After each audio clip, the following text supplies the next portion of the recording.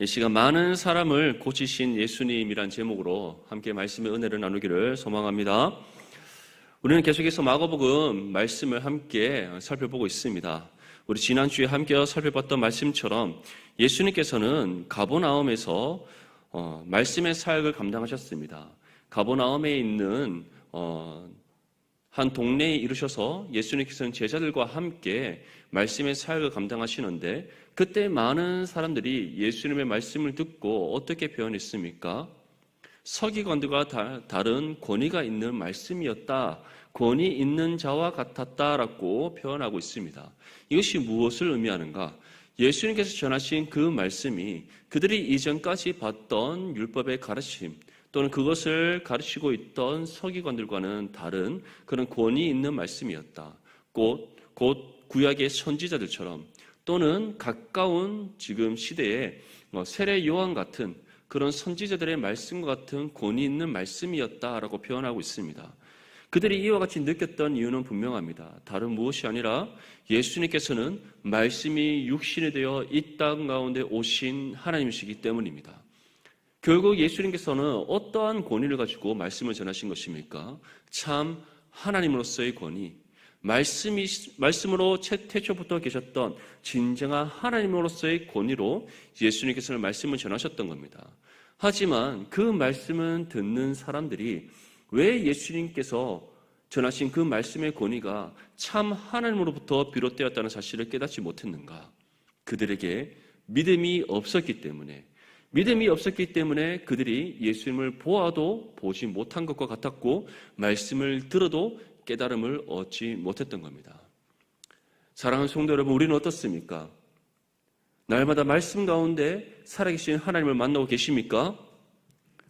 말씀을 읽으면 읽을수록 우리 안에 계시는 성령께서 이 말씀이 살아 운동력에 있어 우리의 영혼을 일깨우는 은혜를 받고 있습니까? 말씀을 묵상하면 묵상할수록 우리의 삶 가운데 날마다 주님께 주시는 생명의 양식을 얻고 있습니까? 그 양식을 통해 여러분들의 영혼이 강건해지고 있습니까? 여러분들의 영혼이 강건하여지는 것처럼 여러분들의 육신의 삶 가운데 하나님 도우심의 손길이 임하여 그 육신이 강건케 되는 은혜를 받고 있습니까? 우리가 이 모든 은혜를 하나님으로부터 받을 수 있는 근본적인 이유는 우리에게 믿음이 주어졌기 때문에, 그 믿음을 통해 우리가 구원받았기 때문에, 구원받음으로 하나님의 자녀가 되었다는 사실, 그것으로 인해 우리가 이 모든 은혜를 받고 살아가고 있다는 사실을 기억할 수 있기를 축복합니다. 예수님께서는 이제 제자들과 함께 가버나움에서의 모든 사역을 마치셨습니다. 가버나움에서 사역을 마치시고 난 후에 예수님께서는 한 집을 가셨다라고 우리에게 전하고 있습니다. 우리 본문 29절에서 30절 말씀 함께 읽겠습니다. 시작. 회당에서 나와 곧 야고보와 요한과 함께 시몬과 안드레의 집에 들어가시니 시몬의 장모가 열병으로 누워 있는지라 사람들이 곧 그 여자에 대하여 예수께 여짜온대. 예수님께서는 가버나움에서 한 동네에 들어가셨고, 그리고 그곳에서 특별히 유대인들의 회당에 가셔서 말씀을 전하시고 또 능력을 행하시는 은혜를 베푸셨습니다. 회당에서 예수님께서 어떠한 능력을 행하셨습니까? 한 귀신 들린 사람을 고치시는 은혜였습니다. 그런데 그 귀신 들린 사람이 어떻게 했습니까? 예수님께 다음과 같이 말합니다. 나사렛 예수여, 우리가 당신과 무슨 상관이 있나이까? 우리를 멸하러 왔나이까? 그러면서 이어서 다음과 같이 그가 말합니다. 나는 당신이 누구인 줄 아노니 하나님의 거룩한 자니이다. 이 말을 들으신 예수님께서는 그 귀신 들린 사람, 다시 말해 그 사람 안에 들어있는 그 귀신에게 다음과 같이 선포하셨습니다. 잠잠하고 그 사람에게 나오라. 예수님께서는 먼저는 그 귀신의 입을 닫으셨다는 것. 그 이유가 무엇인가? 바로 예수님께서 아직까지 자신이 하나님의 독생자 되심을, 또한 장래의 예수님께서 이 땅 가운데 행하셔서 이루실 그 일에 대해서 알리실 때가 이르지 않았기 때문에 그 귀신의 입을 일단 먼저 닫게 하셨던 겁니다. 그러고 난 후에 예수님께서 무엇이라고 말씀하셨습니까? 그 사람에게서 나오라. 예수님의 이 말씀이 선포되가 동시에 귀신이 떠나갑니다. 귀신이 떠나갔다는 것은 지금 그 귀신 들린 사람이 죄에 억눌리고 죄의 지배 아래 갇혀 있었는데 그가 죄에서 해방되어졌다는 것. 더 이상 마귀와 악한 영의 권세들의 지배받는 삶이 아니라는 것. 그것은 곧 무엇이 임했다는 사실을 우리에게 보여주고 있는 겁니까? 그 사람에게 구원이 임했다는 사실을 보여주는 겁니다. 이 사건이 있고 난 후에 즉시 그 사건을 직접 목도한 모든 사람들이 온 동네에 퍼지면서 예수님에 관한 소식을 전했습니다. 예수님께서는 그 사실을 뒤로 한 채 이제 회당에서 나오셨습니다. 나오신 이후에 예수님께서 걸음을 옮기신 곳은 한 집이었습니다. 그 집이 어떠한 집이라고 우리에게 전하고 있습니까? 시몬과 안드레의 집이었다. 다시 말해 베드로의 집에 가신 예수님이십니다. 그곳에 가신 이유가 무엇입니까? 베드로의 장모가 열병으로 누워 있었다라고 지금 전하고 있습니다. 마가복음에는 베드로의 장모가 열병으로 누워 있었다라고 전하고 있지만 마태복음 8장 14절 말씀에는 다음과 같이 전합니다.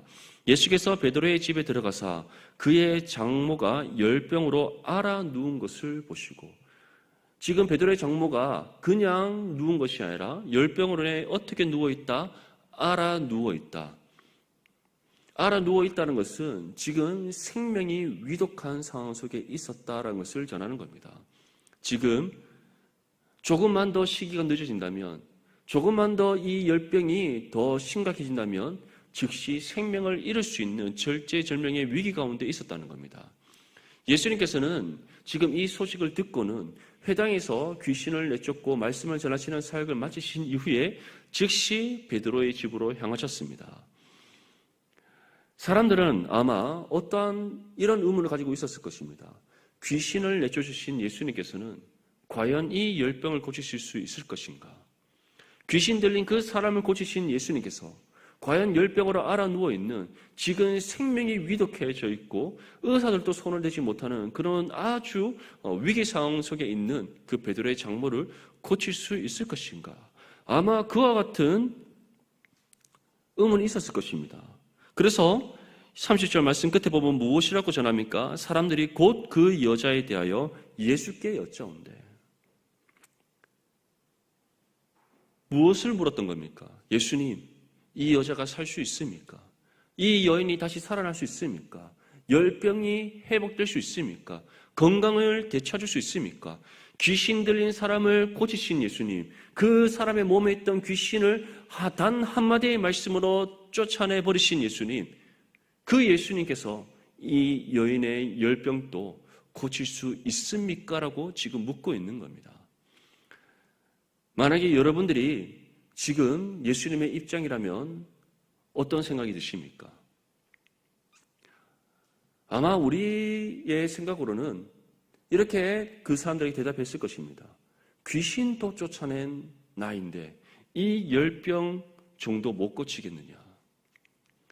그런데 긍휼이 풍성하신 예수님께서는 사람들의 질문에 답을 하지 않습니다. 아무런 답을 하시지 않은 채 31절 말씀에 다음과 같이 말씀합니다. 우리 함께 읽겠습니다. 시작. 나아가사 그 손을 잡아 일으키시니 열병이 떠나고 여자가 그들에게 수종드니라. 아멘.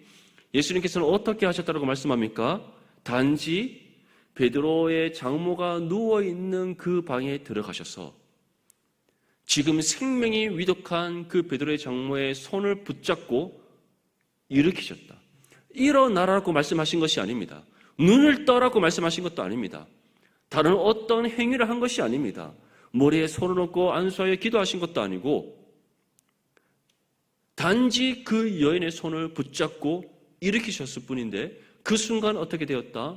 열병이 떠나가고 건강이 회복되는 주님의 은혜가 임했다. 이것이 지금 예수님께서 일으키신 놀라운 기적이었습니다. 이것이 무엇을 보여주는가? 바로 우리에게 임하는 하나님 구원의 역사를 보여주는 겁니다. 베드로 장모가 지금 열병에 걸려서 앓아 누워 있다는 것은 생명이 위독하다는 것이고 곧 죽음을 맞이하게 될 상황에 처해 있다는 것을 뜻하는 겁니다. 지금 베드로의 장모의 모습만 보면은 정말 아프겠다. 정말 위독한 상황이구나. 극심한 그 열병에 걸려서 정말 고통 속에 있구나라고 생각할 수 있지만 여기서 우리가 조금 더 영적인 의미를 살펴본다면 구원받기 이전의 우리의 삶을 이 구원받기 이전의 우리의 상태를 지금 베드로의 장모가 보여주고 있는 겁니다. 구원받기 이전에 우리는 어땠습니까? 우리 모든 사람의 영혼은 죄로 인해 죽었습니다. 믿습니까? 지금도 하나님을 알지 못한 채 세상 가운데 살아가고 있는 모든 사람은 그들의 영혼이 죄로 인해 죽었다는 사실을 믿을 수 있기를 축복합니다. 우리의 사람들이 이렇게 우리에게 질문할 수 있습니다. 내가 어떻게 죽었습니까? 내가 지금 호흡하고 숨을 쉬며 살아가고 있는데 왜 내가 죽었다라고 말합니까? 라고 사람들은 우리에게 반문할 수 있습니다. 우리는 지금 육신의 생명을 가리켜 죽었다라고 말하는 것이 아닙니다. 그 육신의 생명의 원동력이 되는 하나님의 형상이 깃든 그 자리인 영혼이 죄로 인해 죽었다는 것. 그로 인해 우리가 처음부터 가지고 있었던 하나님의 형상은 죄로 인해 파괴되어졌고 우리의 영혼이 죄로 인해 죽었다는 그 사실은 무엇으로 증명되는가? 하나님과 우리의 관계가 죄로 인해 단절되었다는 그 결과로 우리에게 증명되는 겁니다. 그래서 세상에 속한 사람들은 하나님을 알지 못합니다. 지식적으로는 알 수 있습니다. 하지만 무엇으로 그들은 알지 못하는 겁니까? 믿음으로, 마음으로 그들은 하나님을 알지 못하는 겁니다. 경험하지 못하는 겁니다. 하나님께서 이 세상의 모든 피조 세계를 통하여서 우리에게 한량없는 은혜를 베풀어 주시고 있음에도 불구하고 그들은 그 하나님의 일반 은총의 섭리를 깨닫지 못합니다. 그 이유가 무엇입니까?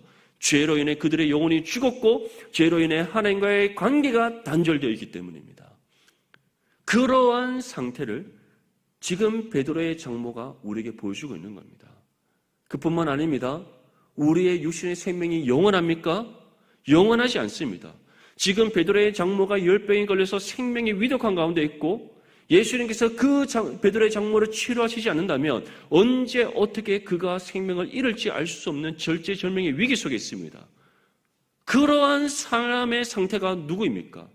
죄 아래 갇혀 있는 사람입니다. 우리의 육신의 생명이 깁니까?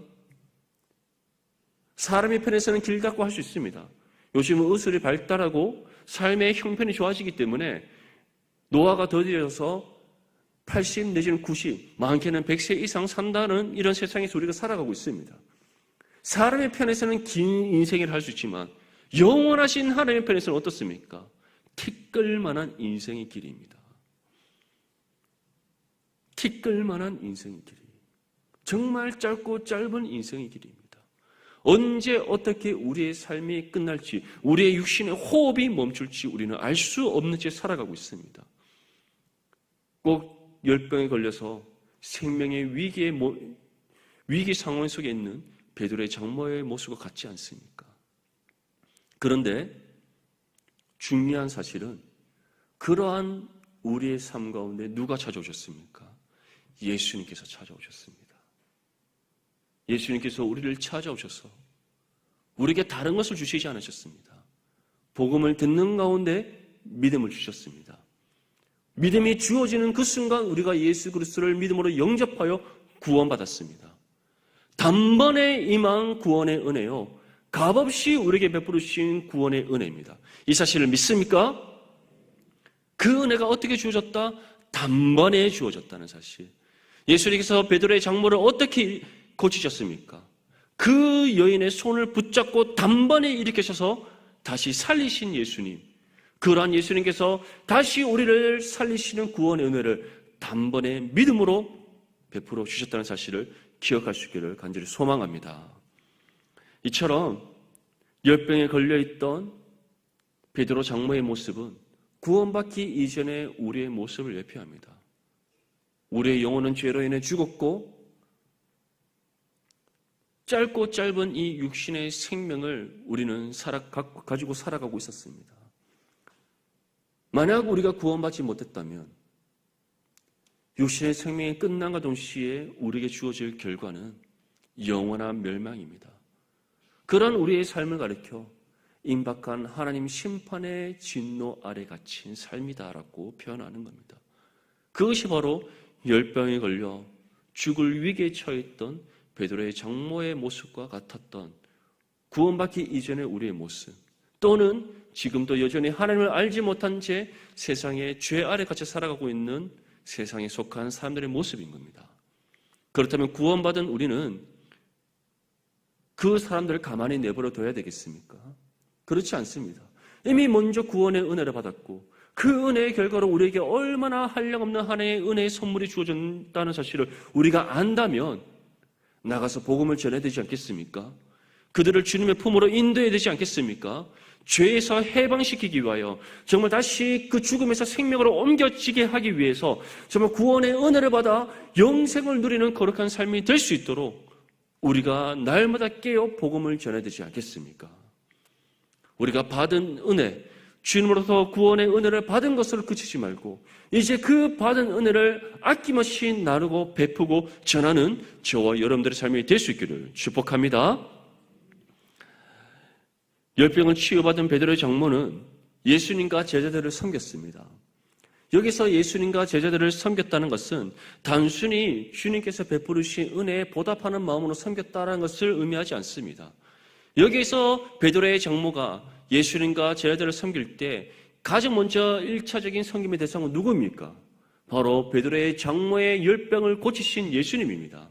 이것은 곧 그 여인이 예수님을 자신의 주인으로 자신의 삶의 구원자로 지금 받아들였다는 것을 의미하는 것이고 예수님을 진정으로 참 하나님 되심을 인정하며 정말 믿음으로 섬기고 있다는 사실을 우리에게 보여주고 있는 겁니다.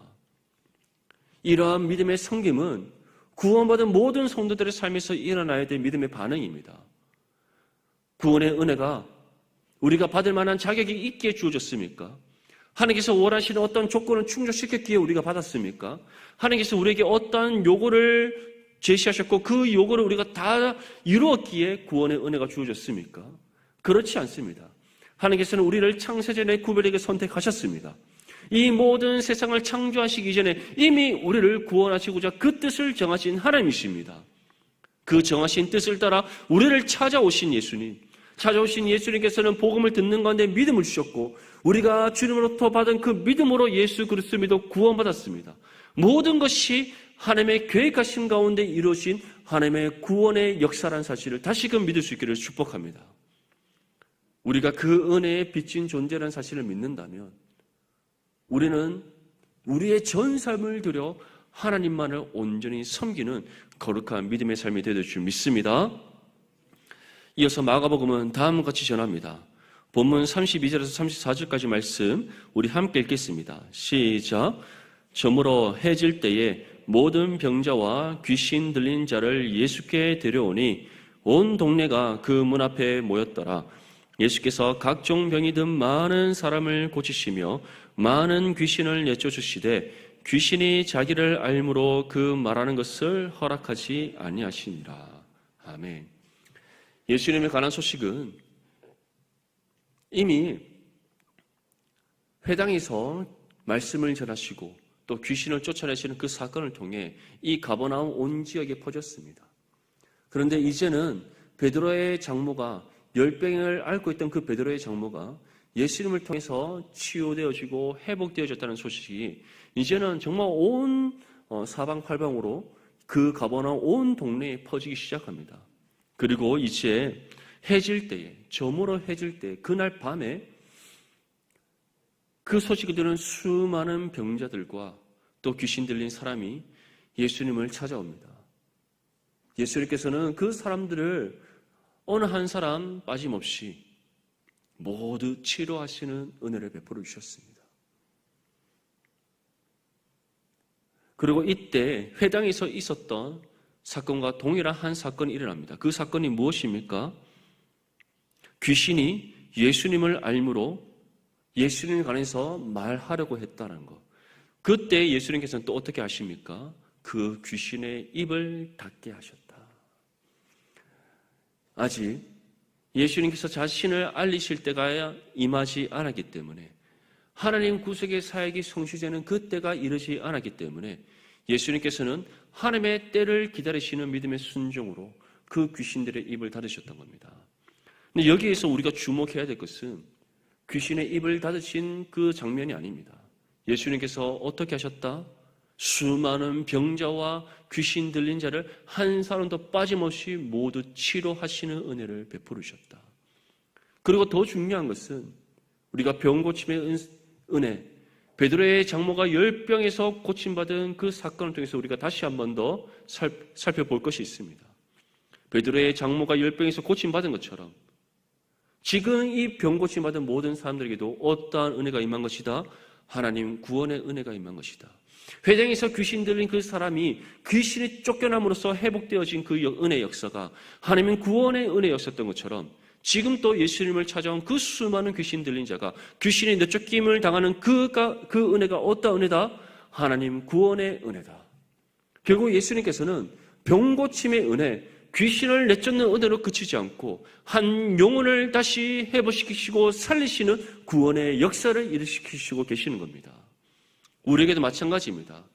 우리가 하나님께 기도할 때에 하나님께서 우리에게 응답해 주십니다. 특별히 우리가 고난 가운데 있을 때, 시험 가운데 있을 때, 환난 가운데 있을 때, 육신의 병으로 인해서 우리가 연약한 가운데 있을 때, 또는 우리가 심령의 가난함으로 인해서 고통받고 있을 때에 그 모든 삶의 문제를 하나님께 내어놓고 기도하게 됩니다.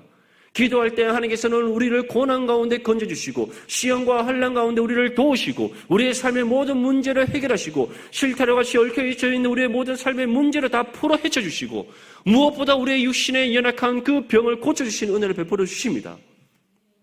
그 모든 은혜가 단순히 우리의 삶에 대한 문제의 해결, 우리의 육신의 병 고침의 해결로 끝난다는 것으로 우리가 생각해서는 안 됩니다. 그 모든 은혜가 우리의 영혼을 치료하시는 하나님의 은혜를 사실을 믿을 수 있기를 축복합니다. 육신이 고통받을 때 육신의 고통은 끝납니까? 우리의 육신의 고통은 우리의 심령의 가난함으로 반드시 찾아옵니다.